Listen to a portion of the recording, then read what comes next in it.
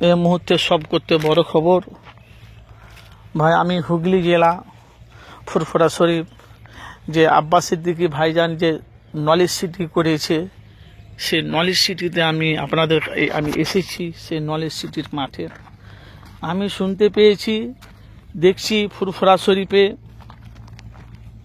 যে আব্বাস সিদ্দিকী ভাইজান যে নলেজ সিটিটা যে তৈরি করছে, এখান থেকে কিন্তু সিমেন্ট, রড, এসব ইট, এসব জিনিস চুরি হচ্ছে। এদের রড পুরে আছে, এখান থেকে হোক, যেখান থেকে হোক, সিমেন্ট, এটা সিমেন্ট, রড এসব চুরি হচ্ছে। তো তাদেরকে জন্য সতর্ক বার্তা।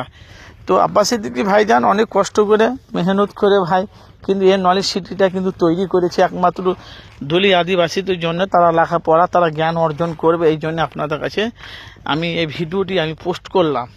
তো আপনারা দেখতে পাচ্ছেন, এটা হলো রড পড়ে আছে, দেখেন নলেজ সিটি এখানে কাজ হচ্ছে।